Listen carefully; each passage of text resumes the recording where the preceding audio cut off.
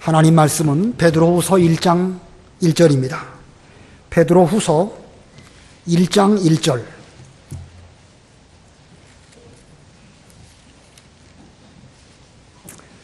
신약성경 거의 끝부분 353쪽 베드로후서 1장 1절입니다.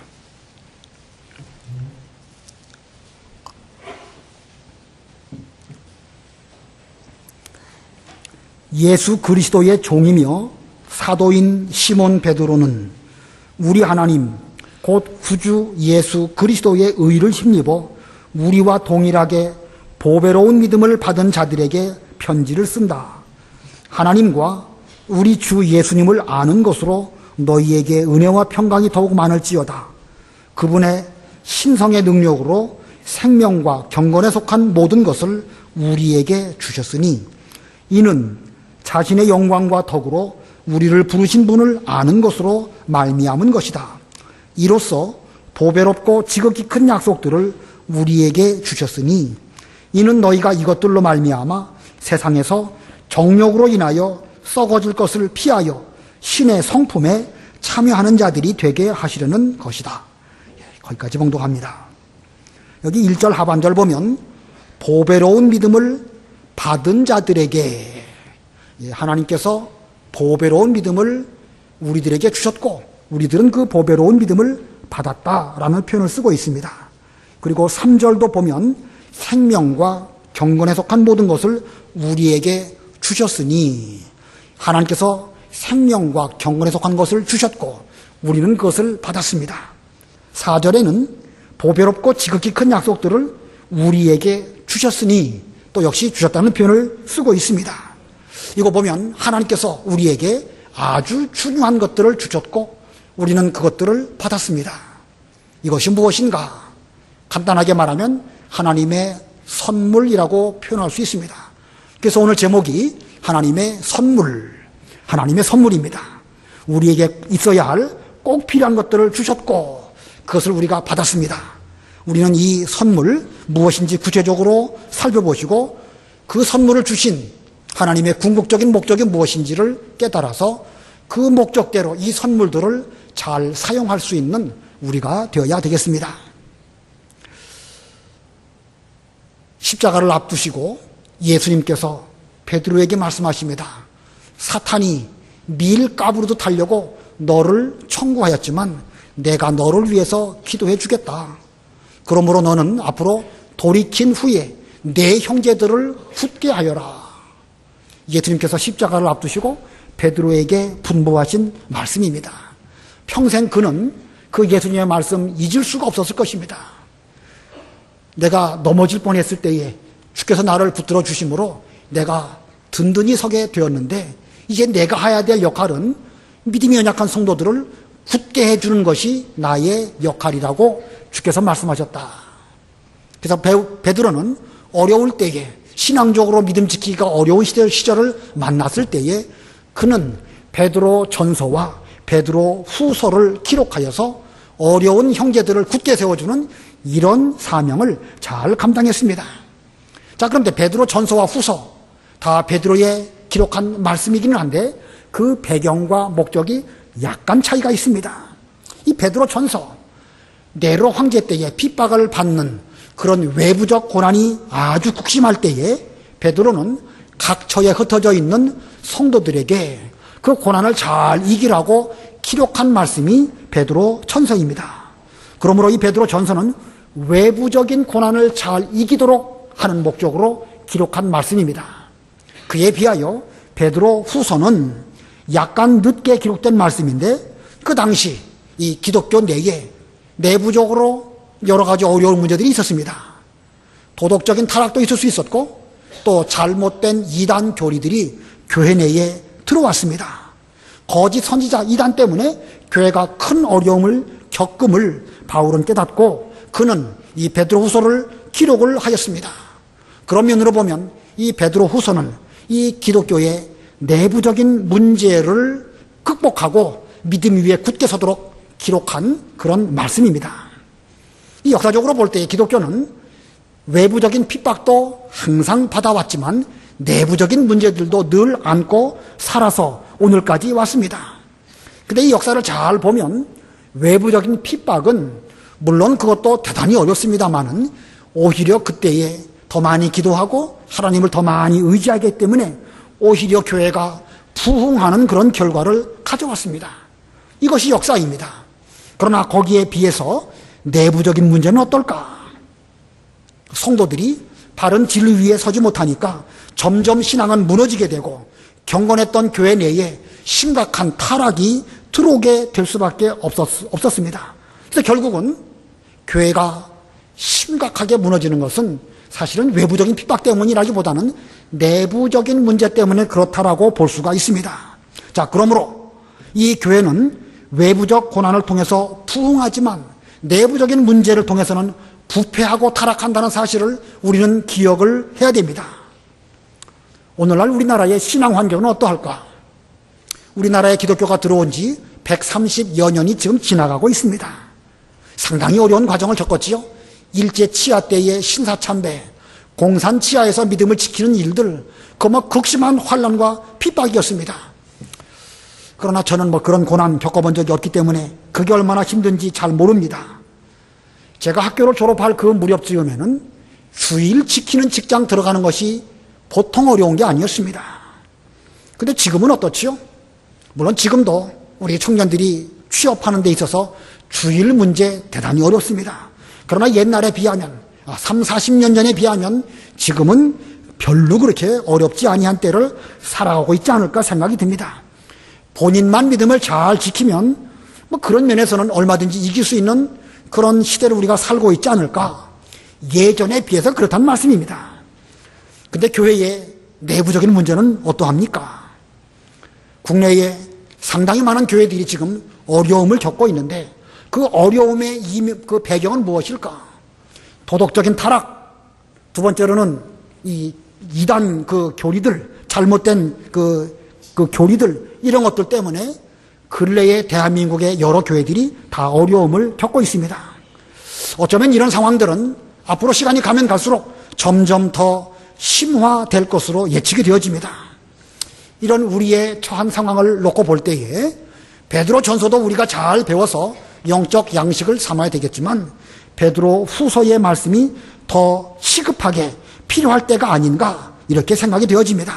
자, 그래서 오늘 우리가 이 베드로 후서를 배우려고 하는데 이 베드로는 이 후서의 말씀을 통하여서 이단과 타락한 자들이 어떻게 교회를 어지럽히는가 이제 뒤에 2장, 3장에서 말씀하고 있는데 그 2장, 3장에 거짓 사도들에 대해서 말씀하기 전에 1장에서 우리 성도들에 대하여 먼저 말씀하고 있습니다. 지피 지기면 백전백승이다. 적을 알고 나를 알아야 되겠지만 적을 알기 이전에 먼저 지키 우리 자신에 대해서 알아야 하기 때문에 베드로는 여기 1장에서 성도들이 하나님께 어떤 은혜를 받았고 어떻게 세상을 살아가야 될 것인가를 먼저 말씀하고 있습니다.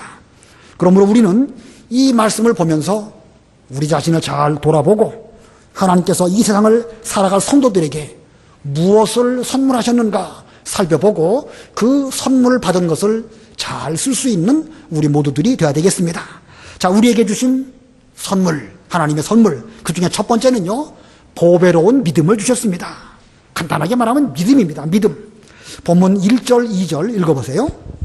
1절. 예수 그리스도의 종이며 사도인 시몬 베드로는 우리 하나님과 구주 예수 그리스도의 의를 힘입어 우리와 동일하게 보배로운 믿음을 받은 자들에게 편지를 쓴다. 하나님과 우리 주 예수님을 아는 것으로 너희에게 은혜와 평강이 더욱 많을지어다. 예, 보배로운 믿음을 받은 자들에게 편지를 쓴다. 보배로운 믿음을 우리들에게 주셨고 우리들은 그것을 받았습니다. 하나님과 범죄한 인간 사이에는 그 죄로 말미암아 관계가 단절되어졌고 끊어졌습니다. 그래서 우리 범죄한 인간은 하나님으로부터 그 어떤 것도 받을 수 없는, 우리 구원에 관계된 그 어떤 것도 받을 수 없는 그런 상태가 되었습니다. 그때 하나님께서 우리에게 제일 먼저 주신 것이 믿음입니다. 이 믿음이라는 것은 하나님과 우리 사이의 연결 통로와 같아서 그 믿음의 통로를 통하여 많은 은혜를 받을 수 있게 되었습니다. 마치 아기가 엄마의 뱃속에서 엄마와 탯줄로 연결되어져 있어서 그 탯줄을 통하여서 여러 가지 영양분도 공급받고 또는 심지어 정신적인 거 이런 것까지도 엄마의 영향을 받게 됩니다. 마찬가지로 믿음이라고 하는 통로를 통해서 하나님께서는 우리들에게 수없이 많은 은혜를 베풀어 주십니다. 자, 그런데 이 범죄한 인간으로서는 그 어떤 수단과 노력으로도 믿음을 스스로 얻을 수가 없습니다. 그래서 하나님께서는 그 믿음을 값 없이 선물로 주셨다. 에베소 2장 8절에 기록된 말씀입니다. 자, 오늘 본문에서는 그래서 이 믿음을 보배로운 믿음이라 이렇게 말씀하고 있습니다. 그냥 믿음이 아니라 보배로운 믿음. 왜 이 보배로운 믿음이라는 표현을 본문에서 썼을까? 오늘 본문을 유심히 잘 보면 두 가지 이유를 들어서 우리에게 주신 바 선물 믿음은 보배로운 믿음이라고 말씀하고 있습니다. 그게 왜 보배로운 믿음인가? 그 중에 첫 번째는요, 그리스도의 의를 힘입게 되므로 이 믿음은 보배로운 믿음입니다. 아담의 범죄한 이후 모든 인간은 구원에 이르기 위해서 인간적으로 수없이 많은 노력을 했습니다. 어떤 사람들은 종교적으로 고행을 하고 일생을 바치고 참선을 하고 얼마나 많은 노력을 합니까? 또 지식적이든지 혹은 여러 가지 윤리와 도덕을 잘 지키면 우리에게 구원이 베풀어 주지 않을까? 수없이 많은 노력을 했지만 그 어떤 인간도 그 구원에 자기 힘으로 이른 사람은 아무도 없습니다. 이런 인생들을 우리 하나님께서 불쌍히 여기시고 예수님을 보내주시고 우리를 대신하여 율법을 지키셨고 우리가 받아야 할 형벌을 예수님께서 십자가 위하여 다 당하여 주셨습니다. 그리고 하나님께 의롭다라고 인정을 예수님께서 받으셨습니다. 천하 어떤 인간도 얻을 수 없는 그 의를 예수님께서는 하나님께 받으셨는데 이제 그 예수님에게 있는 그 의를 우리가 어떻게 받을 수 있을까? 하나님께서 우리에게 선물로 주신 믿음으로 말미암아 그리스도의 의를 우리가 힘입게 되어지고 그 그리스도의 의를 우리 것으로 삼게 될 때에 우리도 하나님 아버지 앞에서 의인으로 옳다고 인정받는 이런 복을 받게 되는 것입니다. 자, 그러므로 이 믿음, 하나님과 우리 사이에 연결된 통로, 이 통로를 통해 가지고 그리스도의 의를 우리가 받게 되었습니다. 그러니 이 믿음이라는 것이 얼마나 보배로운 믿음입니까? 이 통로를 통해서 그리스도의 의를 힘입게 되었다. 두 번째 이유는 또 무엇일까? 왜 믿음이 보배로운 믿음일까? 이 본문을 잘 보면 베드로와 동일하게 받은 것이기 때문에 이것은 보배로운 것입니다. 우리 예수님께서 예수님의 제자인 베드로에게 믿음을 선물로 주셨고 또 여기 계신 여러분 모두에게도 믿음을 선물로 주셨습니다. 여러분 받으신 그 믿음의 선물, 그 믿음하고 베드로가 받은 믿음하고 그 같은 것일까요? 다른 것일까요? 베드로에게는 좀 더 좋은 것을 주셨고 오늘날 우리들에게는 제자도 아니고 부족하니까 조금 덜한 것을 주셨을까? 그렇지 않습니다. 베드로에게 주신 믿음이나 오늘날 우리에게 주신 믿음이나 동일한 믿음이라고 본문은 말씀하고 있습니다. 우리와 동일하게 보배로운 믿음을 받은 자들에게 편지한다. 베드로 자신과 동일한 믿음을 주신 너희들에게 같은 믿음을 받았으니까 우리는 서로 이렇게 하나님 말씀을 통해서 교제할 수 있도록 내가 글을 쓴다. 그런 뜻입니다. 오늘 이 자리만 해도 여러 성도님들이 여기 함께 오셨습니다. 인간적인 잣대를 놓고 본다고 하면 우리는 다 제각각입니다. 그러나 하나님 아버지 앞에서 우리 모두 동일한 믿음을 받은 자들입니다. 신앙적으로 평등합니다.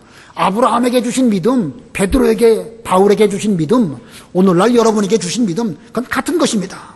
그러므로 교회 내에서는 성도 안에 무슨 차별 있어서는 안 됩니다.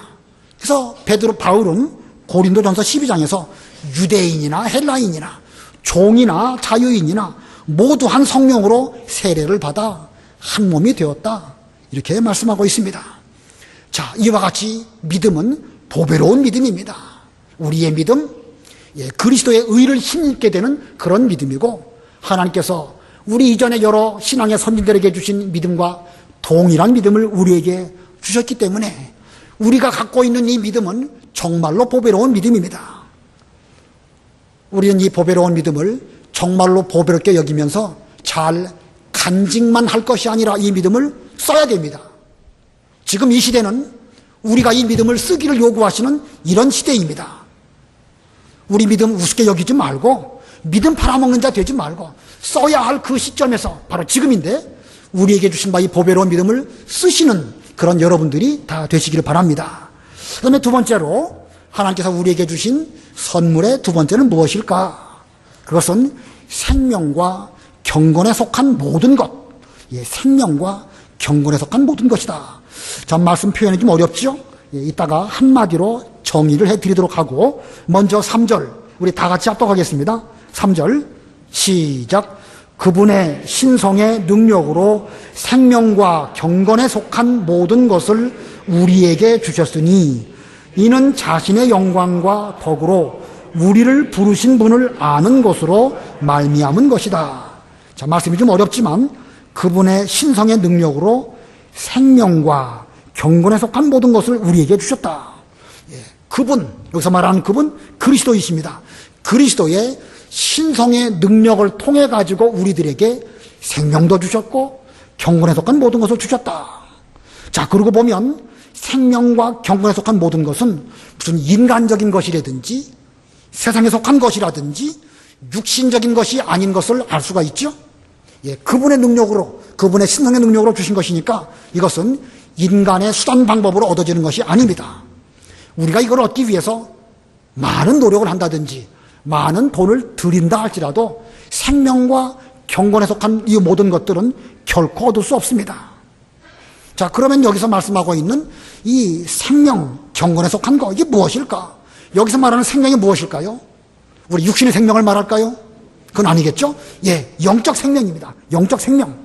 하나님과 인간 사이는 범죄함으로 단절되어졌습니다. 영적 생명이 죽은 상태가 되었습니다. 그런데 예수님께서 이 신성의 능력으로 영적 생명을 우리에게 주심으로 인하여 우리의 죽었던 영혼이 살아나게 되었습니다. 우리의 죽었던 영혼이 다시 살아난다. 이걸 뭐라고 그러죠? 중생이라고 합니다. 거듭남, 중생이라고 합니다. 그래서 우리는 여기서 말하는 생명은 중생한 영혼, 중생한 영적 생명, 이걸 우리가 하나님으로부터 값없이 선물로 받았다는 것입니다. 그러면 여기 나오는 또 경건에 속한 모든 것, 이거 무슨 뜻일까? 경건에 속한 모든 것, 이 모든 것들도 그리스도로 말미암아 받은 것들인데 이 중생한 영혼이 살아가는데 필요한 그 여러 가지 것들, 성령을 주셨다든지 성경을 주셨다든지 교회를 주신다든지 진리를 주신다든지 하나님의 나라를 주신다든지 우리 서로 이렇게 어울려 살고 있는 이 아름다운 교회를 주신다든지 이 모든 것들, 이거 다 경건에 속한 모든 것들을 우리 중생한 영혼의 신앙생활을 위하여 주셨습니다. 자, 점점 이 내용 하나하나를 의미를 해석하려고 하면 너무 복잡해서 어렵기만 합니다. 간단하게 정리한다고 하면 생명과 경건에 속한 모든 것, 한 단어로 중생 혹은 중생한 영혼 이렇게 말씀할 수 있습니다. 우리의 중생한 영혼, 이건 인간의 힘으로 얻을 수 없는 것인데 우리 하나님께서 값 없이 선물로 우리에게 주셨습니다. 중생한 영혼을 갖고 있는 성도는 그 순간부터 본성적으로 하나님을 찾고 하나님을 향하여 나아가게 됩니다. 왜냐하면 이 생명은 하나님으로부터 받았기 때문에 그렇습니다. 예를 들면 여러 짐승들이 태어나면서부터 본성적으로 그 어미를 따라가면서 어미 통해서 얼마 동안의 과정을 겪지 않습니까? 마찬가지입니다. 우리의 이 영적 생명, 하나님의 생명을 예수님의 능력으로 우리에게 받았기 때문에 우리는 하나님을 알고 하나님을 사랑하고 하나님을 존귀하게 여기는 이런 길을 걸어가는 것이 이 중생한 영혼의 본성입니다. 그래서 3절 하반절에 뭐라고 말했냐면 이는 자신의 영광과 덕으로 우리를 부르신 분을 아는 것으로 말미암은 것이다. 자, 아는 것으로 말미암은 것이다. 자, 그리스도의 영광과 덕을 통하여 우리를 성도들로 불러주셨는데 우리가 중생했나 못했나 이것을 잘 살펴보려고 하면 우리가 그리스도 혹은 하나님 아는가 모르는가 그걸 잘 살펴보면 이 사람이 중생했는지 안 했는지 알 수가 있습니다. 이 시간 여러분 한번 자신의 심령 상태, 영적 상태를 한번 살펴보시기 바랍니다. 여러분들이 하나님을 아시고 그리스도를 아시는가? 안다고 하면 그 사람 중생한 사람입니다. 중생하지 못했다고 하면 하나님을 알 수도 없고 그리스도를 알 수도 없습니다. 내가 명림교회에서 신앙생활한 지가 얼마인데 성경도 많이 배웠고 지금까지 읽기도 많이 읽었습니다. 내가 교회에 다닌 세월이 얼마인데 하나님을 모르고 그리스도를 모르겠습니까? 그런 것을 말하는 것이 아닙니다. 무슨 인간의 지식으로 하나님을 알고 사회책에서 그리스도가 누구신지 아는 거, 이런 것을 보고 성경은 안다 이렇게 표현하고 있지 않습니다. 오늘 본문에 이 안다는 표현이 나와 있는데, 이 안다는 표현, 이 베드로 후서를 기록한 헬라어나 또 근원적으로 히브리서에서 안다라고 하는 이 표현은 단지 지식적으로만 아는 차원을 말하는 것이 아닙니다. 이 안다라고 하는 단어 속에는 믿고 사랑한다 이런 뜻이 있습니다. 히브리어의 안다는 뜻, 무슨 뜻이 있다고요? 믿고 사랑한다. 믿고 사랑한다. 성경은 그래서 여러 군데 그 안다라는 표현을 사용하고 있습니다. 한번 몇 군데 찾아보겠습니다. 요한복음 10장 14절 읽어보세요. 요한복음 10장 14절. 요한복음 10장 14절. 내가 곧 선한 목자이니 내 양들을 알고 내 양들도 나를 안다. 예수님께서 선한 목자로 여러분들을 아시고 여러분도 예수님을 안다라고 표현하고 있습니다. 요한복음 17장 3절 읽어보세요. 요한복음 17장 3절. 영생은 이것이니 곧 유일한 참 하나님이신 아버지를 아는 것과 아버지께서 보내신 예수 그리스도를 아는 것입니다. 단순히 하나님을 알고 그리스도를 아는 것만이 그걸로 다 되는 것이 아니라 그 아는 것으로 믿고 사랑함으로 말미암아 영생을 얻는다라고 예수님께서 말씀하고 있습니다. 그 외에도 성경에는 무수히 많은 안다라는 용어를 사용하고 있습니다. 몇 군데 더 찾아보겠습니다. 예레미야 9장 23절 24절. 예레미야 9장 23절. 여호와께서 이같이 말씀하신다. 지혜자는 자기의 지혜를 자랑하지 말며 힘센 자는 자기의 힘을 자랑하지 말고 부자는 자기의 부를 자랑하지 마라.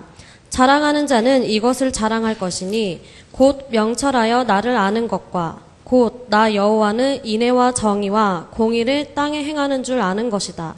내가 이것을 기뻐하노라. 여호와의 말이다. 우리가 자랑할 것은 하나님을 아는 것이고 또 그 하나님의 여기 인애와 정의와 공의를 땅에 행하시는 것을 깨닫는 것, 이것이 하나님을 제대로 아는 것입니다. 오라 우리가 여호와께로 돌아가자. 호세아 6장에 있는 말씀인데 거기에도 우리가 여호와를 알자, 힘써 여호와를 알자 이렇게 말하고 있습니다. 사랑하자는 것이지요. 하나님을 사랑하고 하나님을 의지하자라는 말을 알자라고 표현합니다. 한 군데만 더 찾아보겠습니다. 아모스 3장 2절. 아모스 3장 2절. 아모스 3장 2절. 땅의 모든 족속 가운데 나는 오직 너희만 알았다.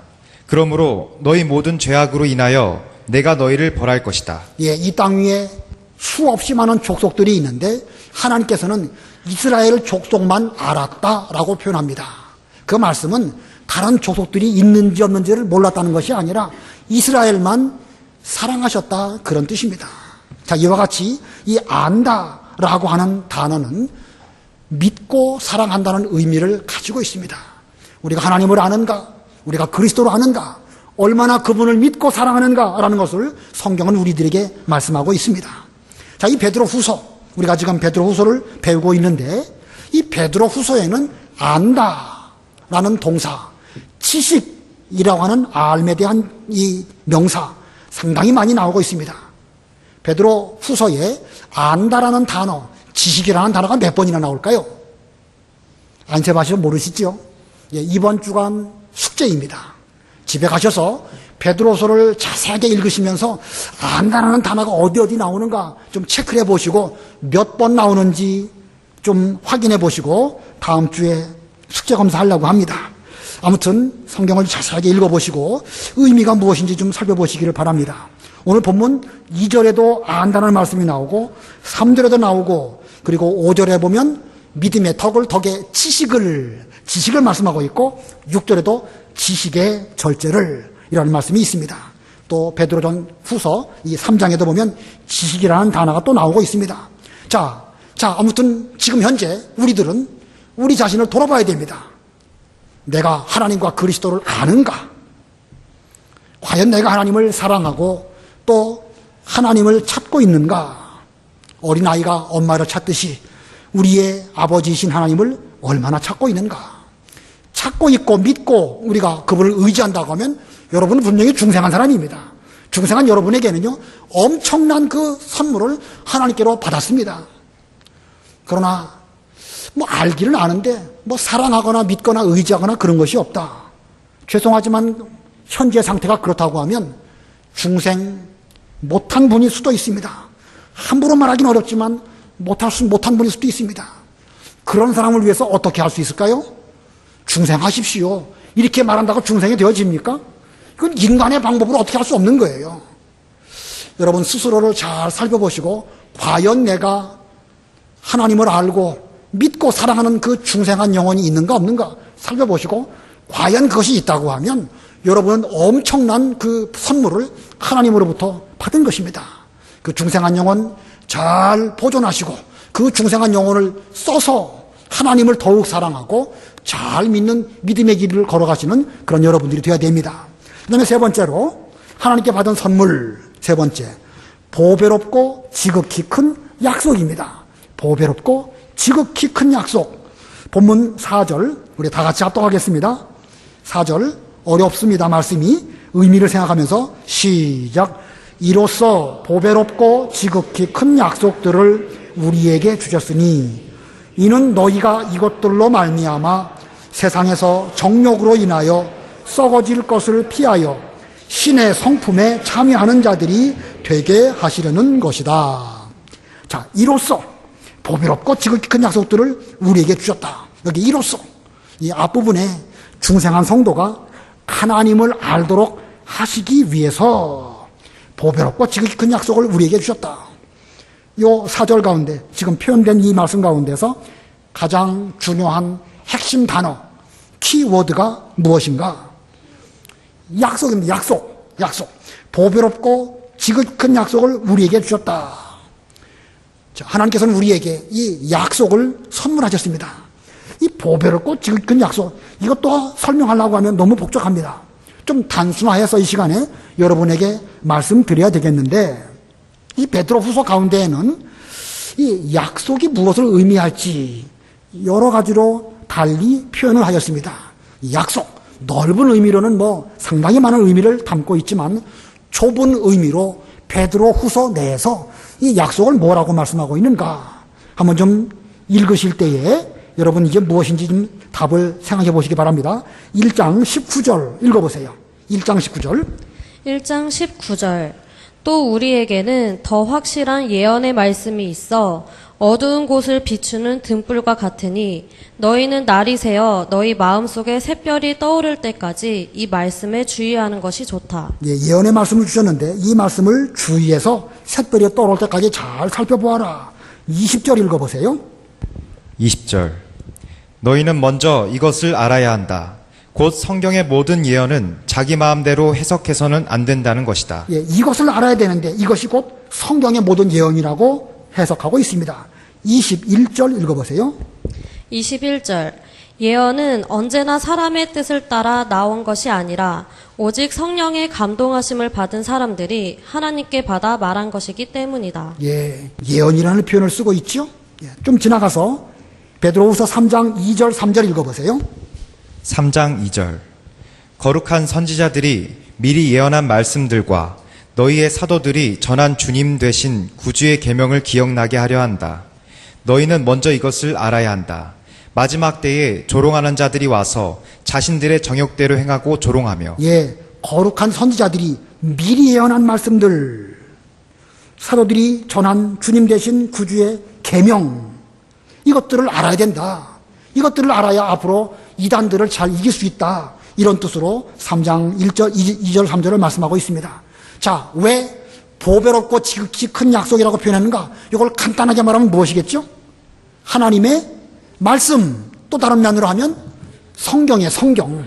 이 성경, 하나님의 말씀이고 이것은 곧 약속입니다.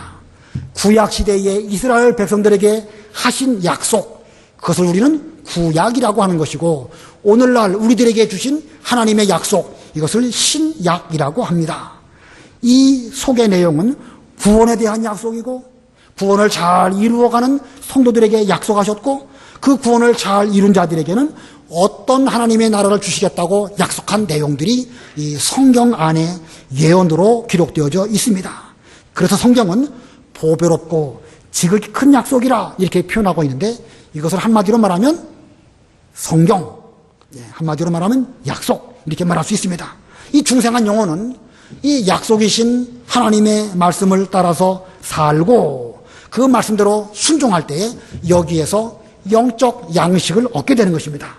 성경은 우리의 영적 양식입니다. 자, 말씀을 정리하겠습니다. 하나님께서 범죄한 우리들에게 우리 힘으로는 도저히 얻을 수 없는 중요한 선물들을 주셨는데 세 가지를 말씀했습니다. 첫 번째가 뭡니까? 보배로운 믿음. 그냥 한마디로 믿음이에요. 믿음. 믿음은 하나님과 우리 사이에 통로와 같다. 믿음 때문에 우리는 모든 것들을 받는 것입니다. 두 번째는 뭘 주셨다고요? 중생한 영혼입니다.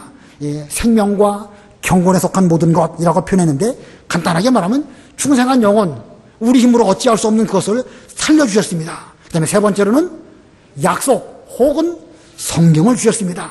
중생한 영혼이 자라나도록 하는데 필요한 영적 양식으로 이 성경을 주셨습니다. 자, 세 가지 간단하게, 제일 먼저는 믿음, 두 번째로는 중생한 영혼, 세 번째로는 성경. 이것은 우리의 신앙생활에 꼭 필요한 것이고 이 세 가지는 충분합니다.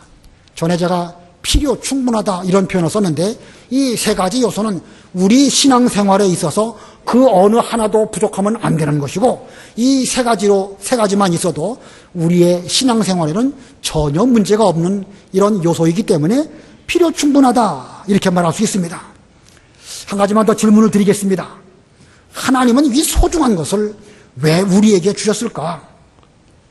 이 믿음과 중생한 영혼과 이 성경 말씀을 왜 우리에게 주셨을까? 그냥 이것을 잘 간직하고 보존하라고, 무슨 유물처럼 잘 가지고 있으라고 주셨을까요? 4절 말씀 우리 다 같이 다시 합독합니다. 답을 생각하시면서 1장 4절 시작. 이로써 보배롭고 지극히 큰 약속들을 우리에게 주셨으니 이는 너희가 이것들로 말미암아 세상에서 정욕으로 인하여 썩어질 것을 피하여 신의 성품에 참여하는 자들이 되게 하시려는 것이다. 자, 답이 나와 있죠.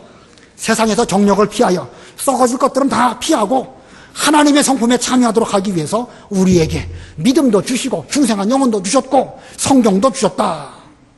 이 죄, 육신의 부패성 이거 하나하나 피하게 되면 하나님의 성품이 우리 가운데 이루어지게 되는데, 이것을 위해서 하나님께서는 이 소중한 것들을 선물하셨습니다.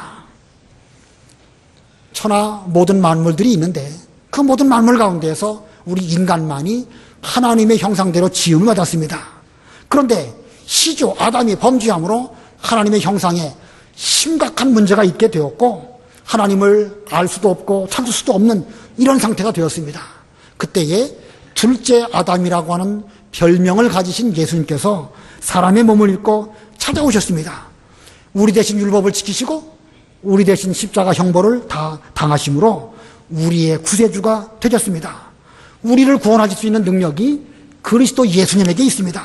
그 예수님의 구원의 능력, 그걸 어떻게 우리가 받지요? 어떻게 함으로 받습니까?